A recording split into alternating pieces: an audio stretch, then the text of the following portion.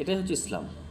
তো ইসলাম হচ্ছে একটি জীবন ব্যবস্থা, পরিপূর্ণ জীবন ব্যবস্থা, যার মধ্যে মানব জীবনের সমস্ত রকমের সমস্যার সমাধান রয়েছে এবং সফলতা চাবিকাঠি রয়েছে। তাহলে প্রথম কথা হচ্ছে ইসলাম কোনো রিলিজিয়ান বা কোনো ধর্ম, প্রচলিত ধর্ম বলতে আমরা যেটা বুঝি আরও 5টা ধর্মের মতো কোনো ধর্ম নয়। তো ইসলাম কবে থেকে? ইসলাম ধর্মের প্রবর্তককে আমরা এটা মনে করি যে মুহাম্মদ সাল্লাল্লাহু আলাইহি সাল্লাম ইসলাম ধর্মের প্রবর্তক, এটি আরেকটি ভুল। ইসলাম এই পৃথিবীর মানব ইতিহাসের সূচনা লগ্ন থেকে আজও পর্যন্ত এটি একটি জীবন ব্যবস্থা রূপে রয়েছে।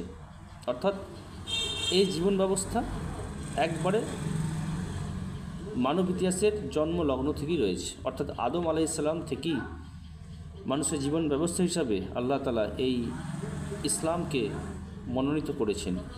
আল্লাহ রাব্বুল আলামিনের কথাই, ইন্না দীনা ইনদাল্লাহিল ইসলাম, আল্লাহর নিকট একমাত্র মনোনীত জীবন বিধান হচ্ছে ইসলাম।